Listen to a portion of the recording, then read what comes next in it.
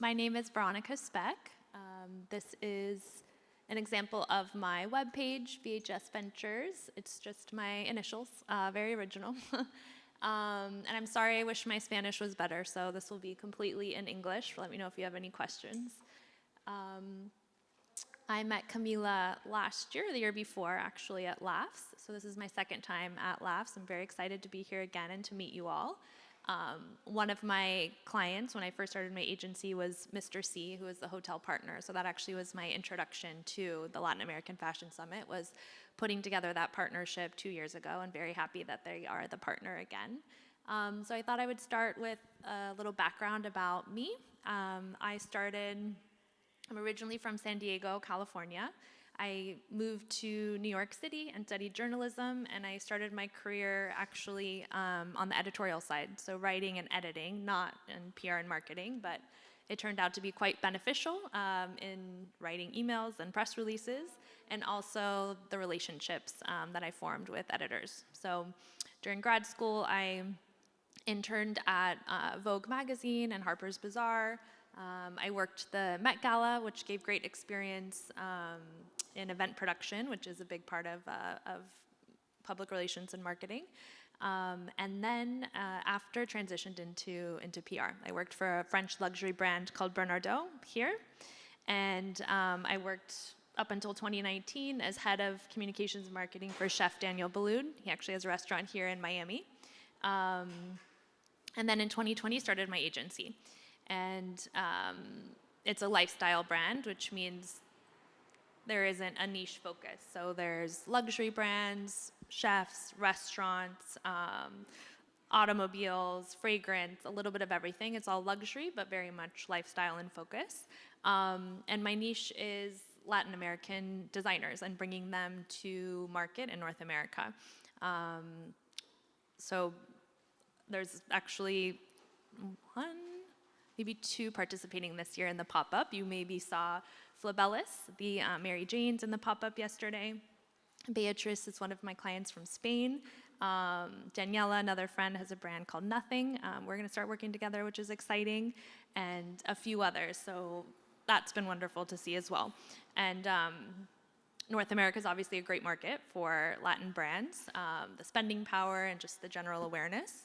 So I'll speak a little bit further about how, when you're pitching your brand to retailers or writing a press release, how to tailor that. There's cultural differences, et cetera, and how to bring it to market in North America. So yeah, that's a bit about my background. Any questions? Fourth, we'll definitely save room at the end. And the basis of this talk is both how to write a press release and pitch media, so journalists and editors, but also retailers. So I think there'll be a healthy mix of both, and then of course, any extra questions we can speak through as well, and I'll show an example of a formal press release, a PDF, but also email, and give you some tips for that.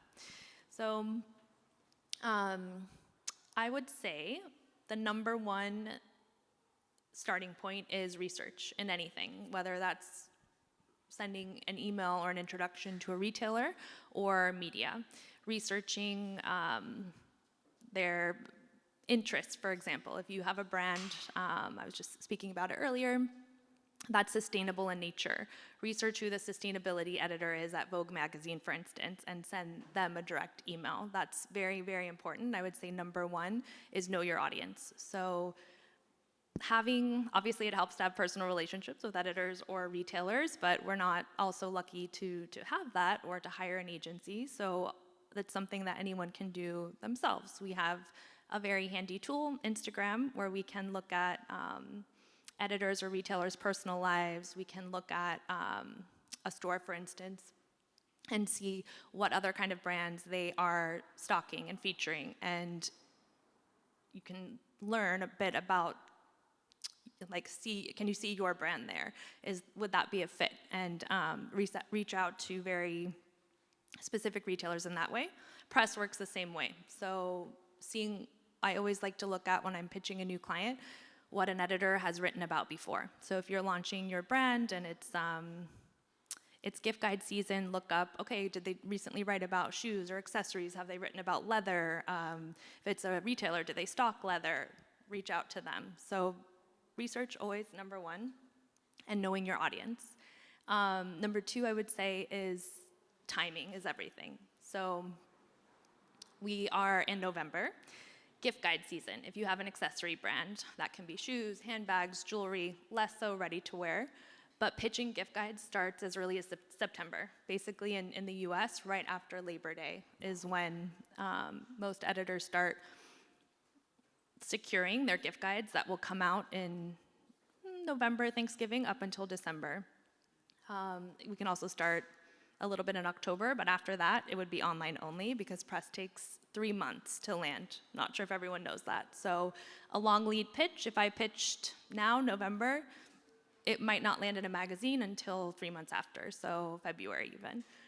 So knowing that ahead of time for gift guides. It's the same for when you go to market. So if we're doing fall, winter, spring, summer, et cetera, it's kind of thinking backwards, when to start sending retailers and stockists your lookbooks and your line sheets so that they can include your pieces in their showroom or in a pop-up if they have one. So really knowing that calendar of and deadlines and when to send. So second very important tip is timing and just having that calendar very secure. Any questions on that point?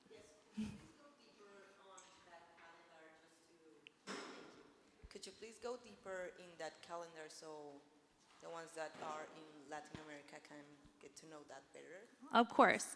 And after the talk, I'll have the team I can send a specific actually calendar with dates or bullet points. It's a little bit easier to read that way in a PDF. So a calendar is something your team can create or you can research it online. Most magazines have, if it's different than you're interested in retailers, so I'll speak quickly about press.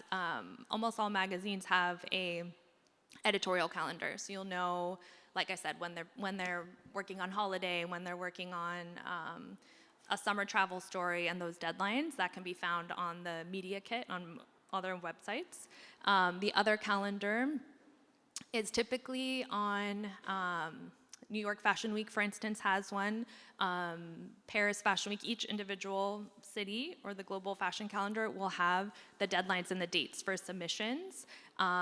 If you're not part of actual Fashion Week, so doing a runway show, showing something like that, you'll have the date still and what you can do, what most emerging brands do that don't have tens, even 20s, hundreds of thousands of dollars for a fashion show is, which most don't, and I would say they're becoming a little bit even irrelevant, is to host an event during that period. So you'll see when Paris Market is.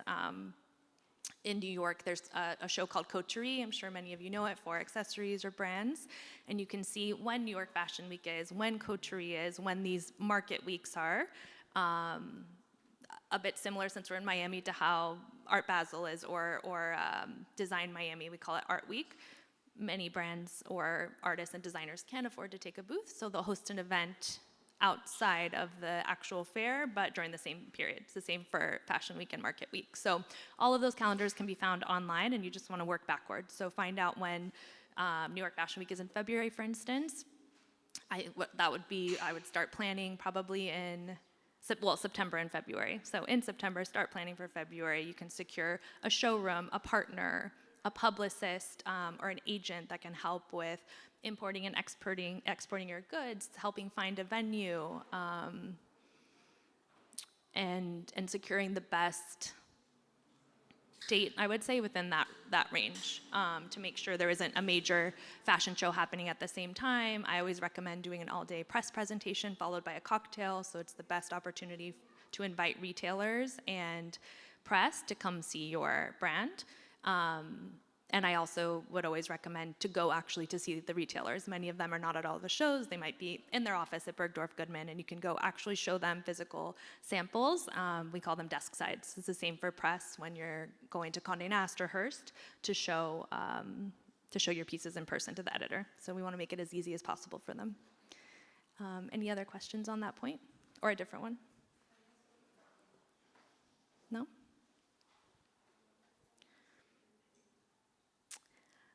Okay. So I spoke a bit about the importance of relationships, especially when it comes to the media and press and also retailers. For brands that are not based in North America or even based in Manhattan, it's very hard to have those relationships. So many of these brands will hire an intermediary like me, a publicist or an agency that has the relationships, that has good rapport with an editor or journalist that can secure a feature without paying for it. We call that earned media. This is not 100% necessary. It definitely makes it easier, but you, of course, can also send a blind email. So I'll walk through that as well to help your email be seen. Obviously, editors and retailers get quite a few a day.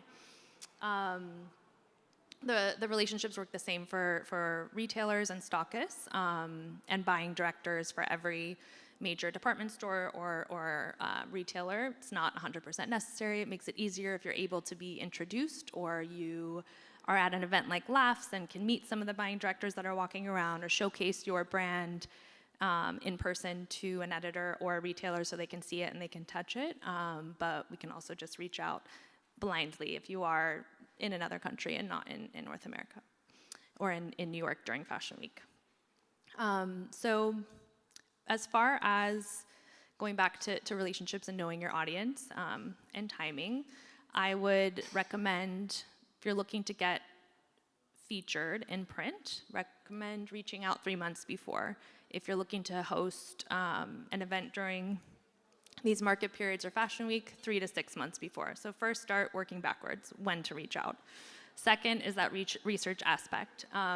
There are services, if you don't have a publicist, there are services like Muck Rack or Cision that have all of the editors, you can pay for them, and they have all of the editors' contact information. So second part with that research is finding their email addresses. For retailers, we can all be stalkers a little bit. Most of their information is on LinkedIn or even on Instagram. You can hit the email or contact button. That's a little tip if you can find the buying director. So LinkedIn will be probably your best tool as far as finding who to reach out to on the buying side or even on the editorial side. So that's a very important point, I think, is creating those targeted lists for research.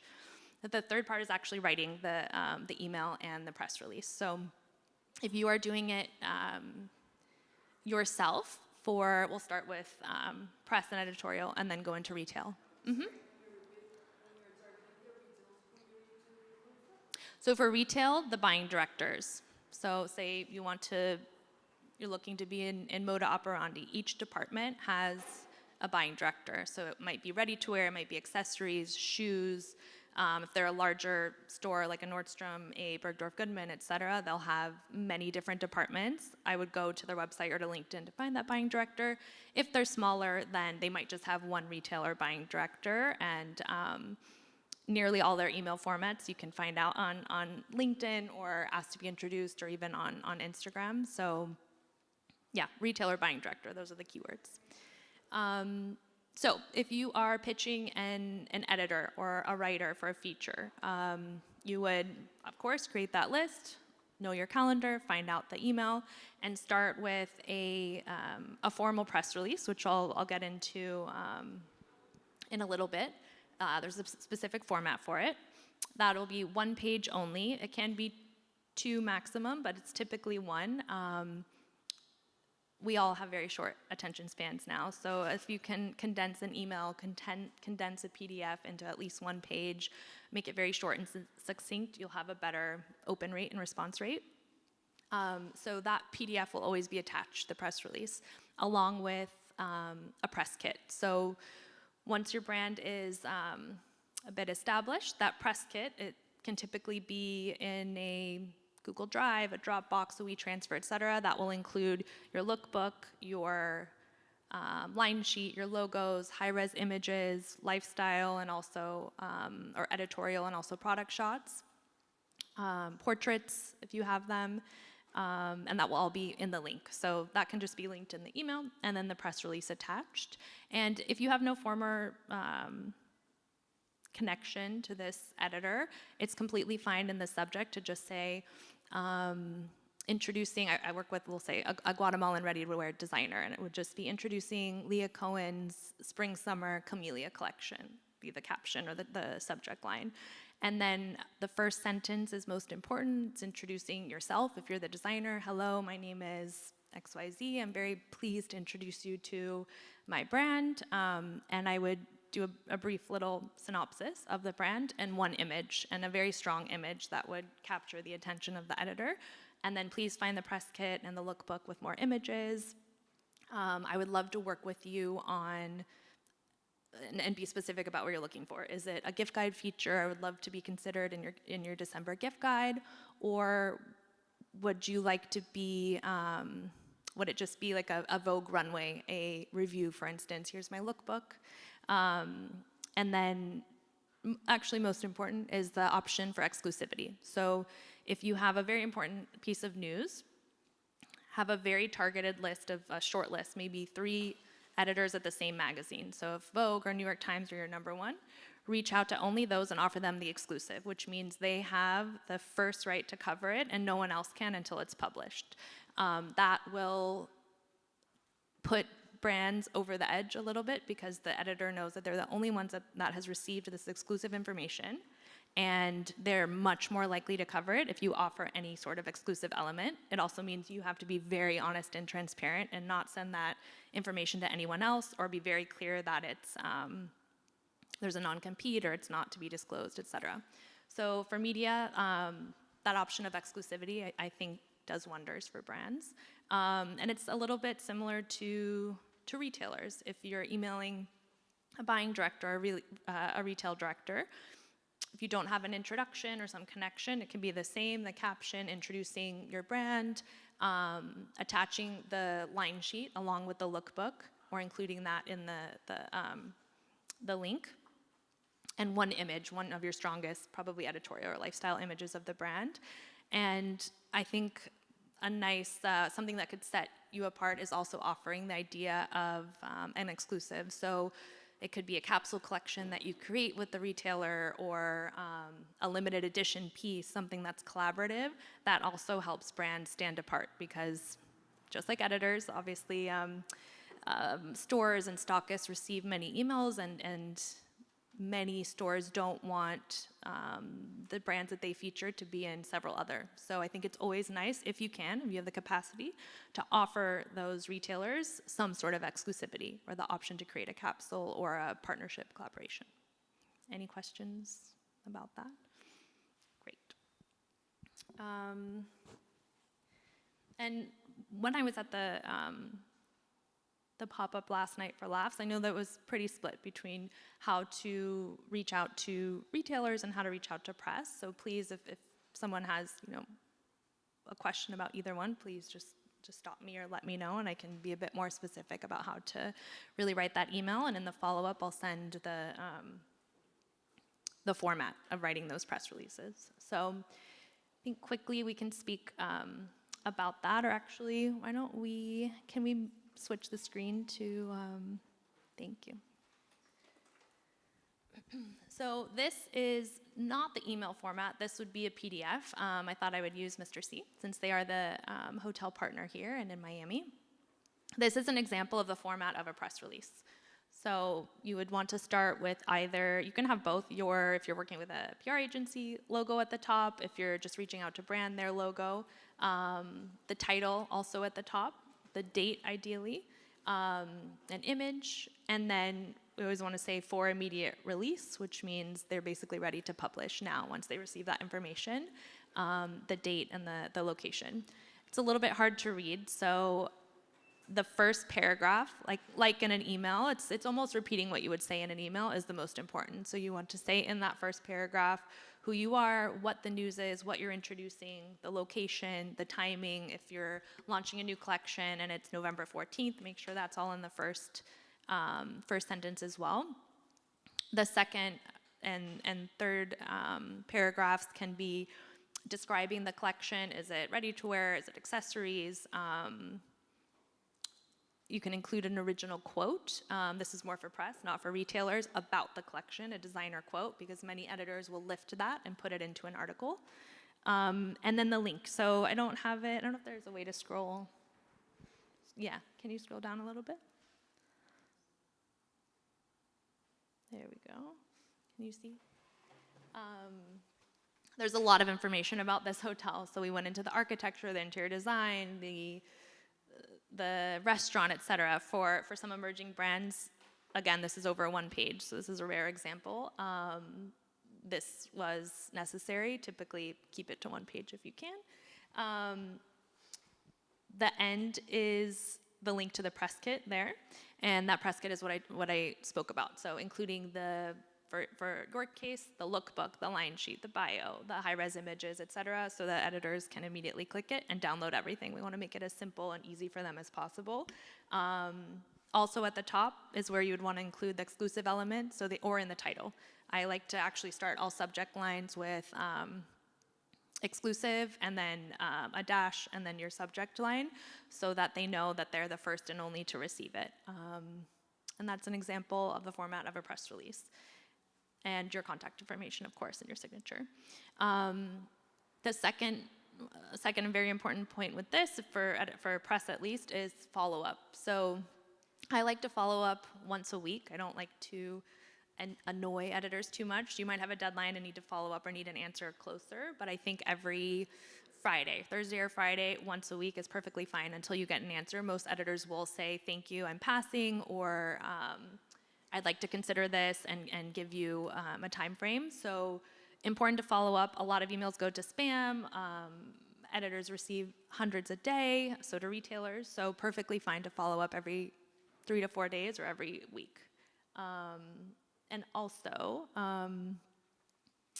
the idea of, going back to what I said at the beginning, of doing your research and knowing your audience, is tailoring these emails to the individual editor or retailer. So I work with a Mexican ready-to-wear brand named Alexia Maria. She has beautiful ball gowns, and what we do when we send emails to editors or influencers is we'll pick looks that are very similar to what that influencer or would wear themselves or an editor would cover. So Olivia Palermo, the influencer, is a big fan of the brand, and we always send her similar dresses to what she's worn in the past. You can find this, again, on Instagram and editorial, et cetera. So finding a short selection or sending along a few looks helps kind of seal the deal, if you will. And this is all via email. However, influencers specifically, or editors, I also would follow up on Instagram. So if you send an email, you can also feel free to send up via direct message and include the lookbook or an invite to an event, et cetera. I would not recommend doing this for retailers. They are a bit more formal, especially in the US, and should stick to email. And that's one cultural difference. US, especially New York and LA, I would say always stick to email. You don't use WhatsApp.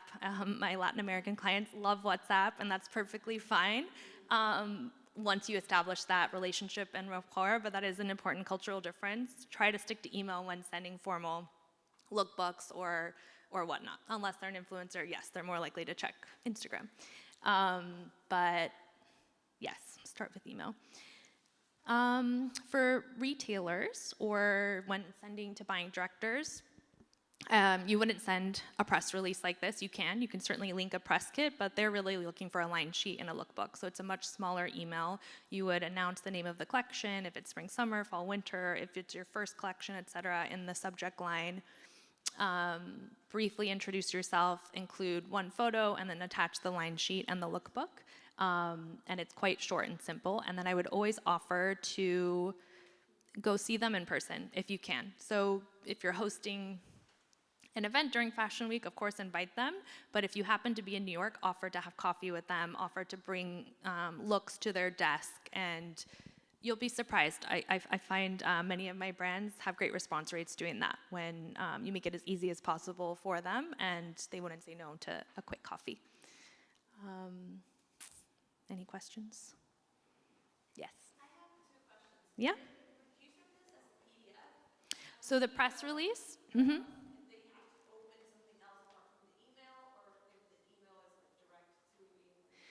So when emailing, so the two sides, for media, for press, a journalist, it's good to always have a formal press release in a PDF. That's just, it's a bit old school, but it has all the information there. It has the links. It's condensed. They can pull the quotes. You wouldn't include all of this in the body of the email. So the email is a shorter version of the press release, but always include one formal PDF of the press release, and always include that also in this press kit that I'm speaking about. And you'll create a new one for every new launch. So fall winter has one, your inspiration, why you chose the name, the fabrics, the looks. Spring summer the same. If you launch accessories, if you're hosting an event even, always create a new press release for every single launch, and you send that along as a PDF. And then in the body of the email, it's just a condensed short version of that, maybe 3 paragraphs. And you can include the link to the press kit where they can find everything else. They're very used to clicking attachments and links. Just make sure, test it on yourself first. Make sure it doesn't go to spam. Make sure it actually isn't too large to download or open. That happens more than you would think. So practice. You said there were 2 questions? Yeah. And the other question, when you're talking about exclusivity, you said deal, what happens if with the follow-ups people are not responding, the next deal or the next, press that you contact or the editor, would that also count as exclusive? Great question. Yes. So what I like to do is start with your top choice. So we'll say Vogue. You want Vogue. So start with a handful of editors. A lot of times they work together. You can email them either together or separately, CC them, and start on, say, a Monday, follow up by Friday. Like I said, generally you will get an answer, thank you, we're passing, or no. If you don't get an answer, it's perfectly acceptable to send one final email and say, thank you so much for your time. I just wanted to send one last note in case you were interested. I would love to work with you on an exclusive. If not, you can either ask, would it be possible for me to go out to others, or just state that you're going to. That's kind of common courtesy. And then go to your second choice. So who is that? Is it Elle? Is it Harper's Bazaar? These are not my personal preferences. Everyone has their top choice for magazines. And then you can start that process again. There might come a point where it actually happened to me this morning with Architectural Digest for a client, and they didn't need an exclusive. So they said, thank you so much, we don't require an exclusive. And at that point, you can go as wide as you'd like. Go to blogs, regional magazines. You can go to other countries. You can go as far and wide as possible if you have those contacts, you've done the research, you're in the time frame, et cetera. Then you're more than welcome to go wider and wider. For retailers, it's a little bit different. Obviously, that would be you would create a contract with them. You would be signed as a brand if you're creating a capsule or a special limited edition collection or one-off or whatnot. We did one with a fashion brand for the Webster, and it was in their Webster pink. And so that has, it's done by contract. It's very much finished on the business side. And in that case, no, you wouldn't be making going out to other retailers and offering the same. It's very one-off, so a little bit different. Of course. Any other questions along those lines? Yes. Speaking about their deals, I know they have special budgets for special seasons. And in between, do you recommend to send just information about the brand, not trying to sell them, just to be top of mind? Or Sure. So like in summer, or if you're not in the actual calendar trying to get picked up as a brand, absolutely. I think it's always nice to keep in touch and introduce them so that, and same for editors actually. Of course, it's good to know the timing, but if you have a launch that falls outside of the editorial calendar or a fashion week, absolutely, it's good to keep in touch, share the information so that it's top of mind when they are looking to sign new brands or working on an editorial piece later. The worst they can do is, save it for later, not answer, et cetera. But no, it's perfectly acceptable to send outside of those guidelines. if you're not a well-known brand, should you put in your press release, a little bit about the brand before putting everything about the new collection? Yes. Do you So do that? I don't know if I have it in this one. Again, a little bit hard to read. But I will do typically is at the bottom of the press release or even the last line of an email, say about the brand, about the hotel, and it'll be maybe 3 to 5 sentences, a quick description. So absolutely. You can also say learn more and direct to your website, or the press kit will include your bio and about the brand. I say press release, but the press release is also describing, of course, the new collection or the news, but also the design or the brand itself. You can also include in that press kit or attach an about the brand, or we'll say a fact sheet. So yes, that's very important. Any other questions? Yes. You mentioned that it's important the sheet liner and the lookbook. What is like maximum information that these type of documents need to have in order for you to? The maximum number of pages or looks or what? More information, like you need the sizes, the Ah. reference, price, or something. I mean, sometimes I don't know. You want to put technology, you want to put the dates, water repellent, and how users are filling out, or if there's a minimum format that you need to Sure. comply with. Yeah, great question. And I think I can include when I follow up or send the email, if you'd like, an example of a lookbook that did quite well. So, and also a line sheet if you'd like that format. Every graphic designer kind of has their own way of doing it, but I can certainly send along an example. So for minimum number, so if it's press, you're emailing an editor or a writer to get you some features about your brand. No need to include the line sheet. They might ask for pricing if they're doing a gift guide, or they'll ask for retailers. That's very important for commerce editors because, I mean, that's a different topic, but a lot of press now, they're interested in affiliate marketing. Maybe you've heard of that. I would definitely recommend all of you for emerging brands to if you have not signed a retailer yet, to absolutely sign up for an affiliate program. An affiliate program basically helps you become part of a network that a retailer would do. So there's one called Share a Sale, one called Skim Links. Again, I can send all of this to you. But essentially, there's two sides. So for the press side, if you're not with a retailer, I'm sure you've seen a magazine that will say the 10 best boots for fall. And it has a link to, like a separate link that will send you there to buy it. That's how the magazine's making money. People aren't able to buy advertising anymore as much. And so they're working with these affiliates. So Net-a-Porter will pay a fashion magazine a lot of money so that the link takes you to their page to buy, and they get kind of a kickback. So those services, I said, Skim Links or Share a Sale, are a way until you're in a Net-a-Porter or Nordstrom, a big retailer, for you to be part of that network. Influencers use it as well. I'm sure you've seen on Instagram, Like to Know It, Reward Style, etc. And there's a link as well to buy. That's how the influencer makes money, and also the brand works with the influencer on a commission basis. So, and they link together. Share a Sale and Like to Know It or My Rewards, they both work in tandem. So that's very, very important for all emerging brands, is to sign up for one of those services for affiliates. And you can include that even actually in the press release until you have a retailer. You can say it's sold at your website, and then it's also sold through affiliates such as Share a Sale or Skim Links, and that's nice for editors to read. One of my best friends was the former shopping editor at Vogue, and she would literally have a pop-up, and it would say in-network or out-of-network. So much more likely to feature an accessory or a brand that's in that affiliate network than one that's just an independent designer that only links to their website. Yes? Is there any one that you recommend over the other, Share a Sale or Skim Links? Like, for example, Yeah. do they have both? Yes, most use all of them. I would say Share a Sale is a bit larger now. Skim Links was kind of one of the original ones.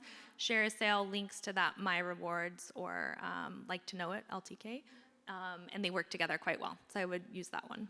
That's what I recommend. But you would have, like, being a designer, I would have one, not two. Not necessary to have two. No, they're all the same network. Okay. And you can keep them also when you do sign a retailer. I think it's good to still have that, because that way you can work with influencers and say, you know, shop my code, 10% off. That's how you're getting in front of new audiences, and they're making money, and you're not paying a monthly fee. It's a little bit more, I think, better for cost management. Any other questions on affiliates? It can be it is confusing, so happy to send some more information on that process. When your email succeeds and you get to meet with the buyer, Mm-hmm. what should be like the first conversation? You should like drop your whole presentation, or you should bring like a summary, or which is like the best way to approach? By email or in person? Or both? In person. So most importantly is them seeing and feeling the products, checking the quality, seeing it. And I think even when you're writing an email, being passionate about your brand, smiling, being very excited. My success stories for retailers and brand alignment is when you're excited because the designer is so excited and you can feel that. And it's the same way, I don't know, as a publicist, if you're working with a brand and you wouldn't wear the brand themselves, it's a different type of email than one when you're very excited, and that's conveyed through the words, same as meeting in person. So you can speak about how with jewelry, you're inspired by vintage jewelry from your grandmother and your mother, and you wear it every day. It's a memory of them, like trying to include something personal that sets you apart from other brands and why you created the collection. So the inspiration is very important. And being genuinely excited and passionate about your brand. And that's the same for sending a press release or pitching, is that passion really comes through when you're actually very excited and you believe in the product and the brand. Retailers will pick up on that. Editors will pick up on that either by email or in person very much. So of course, bring the physical products. Talk about yourself, talk about your inspiration, and then, like I said, offer them something that they can't, find somewhere else. You're willing to create a special capsule with them or a limited edition or host an in-store event. Ask them what they're looking for, how you can finalize this. Can we start with a consignment? Can we start with a pop-up even? That's an option if a retailer can't take you on full time. Maybe it's just a limited edition. Maybe it's just a pop-up or one-off event, and you judge the success. They might be open to doing that, especially around the holidays, if it's a multi-brand pop-up showroom, even retailer. Any more questions on that or on something else? Or something that I didn't cover yet? Or you have specific questions about the format, writing the press release, something related to media pitching versus retail pitching? Anything that you'd really like to know or learn more about? Yes. I've noticed that in the U.S. for cold emailing is generally better in the U.S. and in American markets than in the non-American markets. Mm-hmm. Are there any technologies that you use to ensure success and a good rate of your emails and stuff like that when you're doing that in America? For cultural differences, that is a great question. I didn't speak about it, but real quick before I get to that, also, one thing, given the time, if you can stay away from it, is to individually email editors or retailers. Don't do blasts or mass emails. Of course, you can if it's an invite and you're inviting, hundreds or thousands of guests to a pop-up, but try to be very individual and tailored. I didn't mention that. For cultural differences, I work with, On the running shoes, the Swiss brand, and I represent them only in Latin America. So for them, they're a bit more corporate than some of my emerging brands, as you can imagine, and they have press releases in Spanish, but it's Spain Spanish, different than Mexican Spanish, for instance. We're opening a store, this day's here, in Mexico soon for the brand. So that's something that I take on and tailor a bit for the lingo, is to make sure, depending on what country you're emailing and pitching it to, that obviously if it's Latin, it's in Spanish, you can include both a Spanish and English press release. Many publications, like Condé Nast, for instance, they'll do the transcribing themselves. So if you're published in Vogue Mexico, we'll say, it might actually go around to even Vogue France, Vogue Denmark, Russia. They'll transcribe it all themselves, but good for you to start. I like to include both in English and in Spanish, so that the English one will get translated in other languages and give you a bit more recognition around the world. So Condé Nast is syndicated like that, and I believe Hearst, and you can check which publications are part of that, but that's great when you get one article in AD France, and then all of a sudden it's in Spain, it's in the US, it's all over. So That's one way, is of course for language. I would say Latin America is a bit more relationship based. There's smaller offices, of course. So if you're able to ask around, see if someone knows someone that can introduce you, or make it a bit personal. Maybe, for instance, the editor-in-chief of Vogue Latin America, Carla Martinez, she's very involved in Latin American Fashion Summit. She just ran the New York Marathon. You can say some sort of opening line, Carla, congratulations. That really inspired me. I'm gonna start running next year. Something that's personal and targeted to the editor. That again goes back to like doing your research and tailoring each pitch. You can find out scary amounts from Instagram for these personal, for these editors and retailers.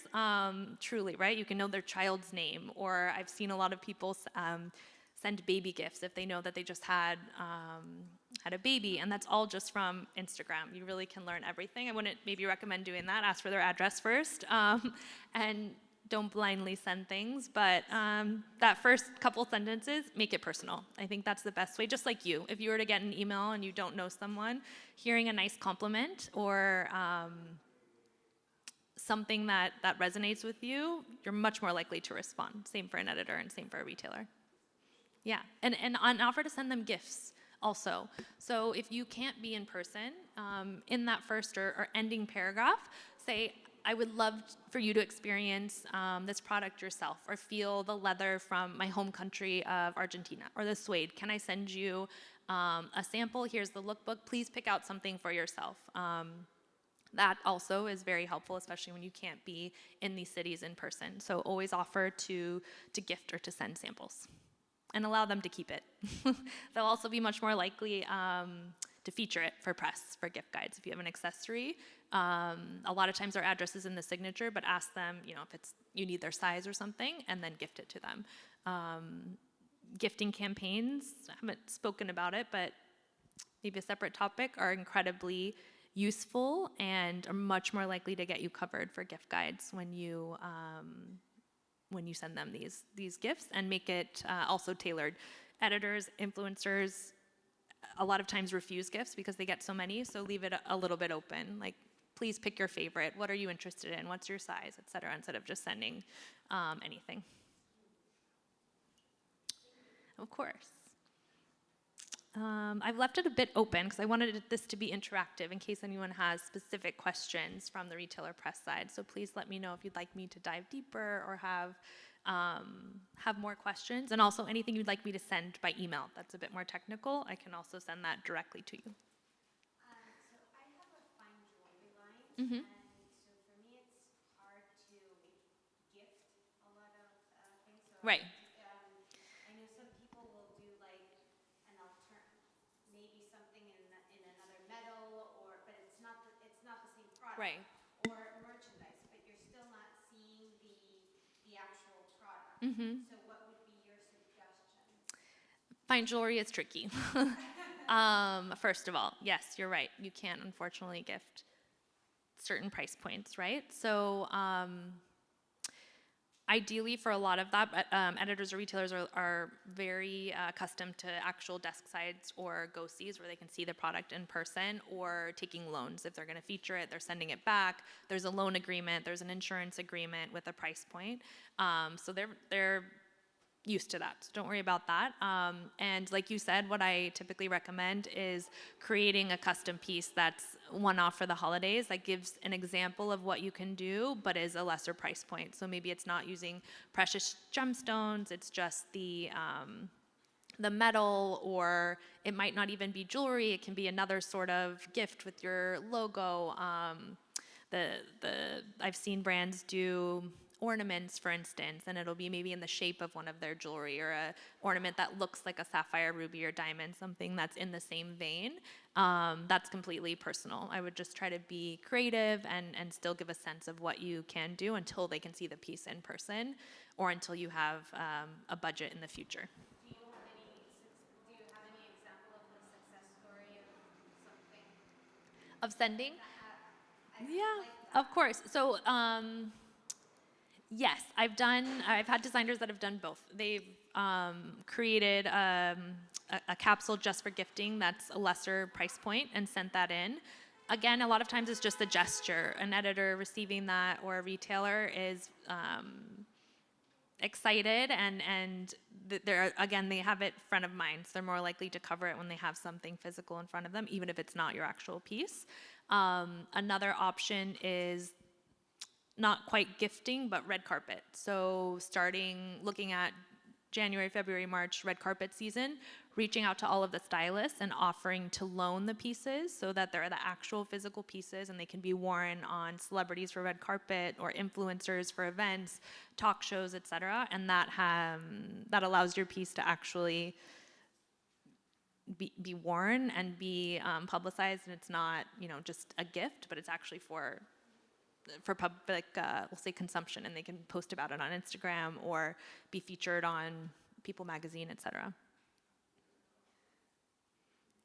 Any other questions? Mm-hmm. If you're a new big brand that is launching maybe clothes, how can you stand out, for example, for the web search engine? Probably they receive a lot of the same proposals all day long, so how can you make actually a difference for them? Of course. So, again, doing that research, looking at depending on what your collection is, looking at the pieces that are currently for sale, but by location. They also have a different selection for Los Angeles than Miami, and whatnot. So, looking at the selection available on the website, or if you happen to be in the city here in person, see what is available and see if your brand aligns with that. Is it similar? Is it something that they've shown before? Much more likely to show it again. Reaching out to the actual buying director, retail director, never just send an email to the info or the general brand, of course. Be very specific about who you're reaching out to with that lookbook. And then offering to create that capsule. They have the brands that have had success there is I had a shoe designer, and she made a shoe in the same shade of pink as them. So especially for the holiday. So offering to do something very special and exclusive to that retailer, you'll have a much higher success rate. Yeah, okay. Thank you so much. Lovely to meet you. I hope there's a lot of information, so I hope I answered a bit. Please feel free to email me or reach out, and I could send you anything additional that you may have questions about. Of course. Enjoy the rest of Laughs. I'm sure I'll see you at some events.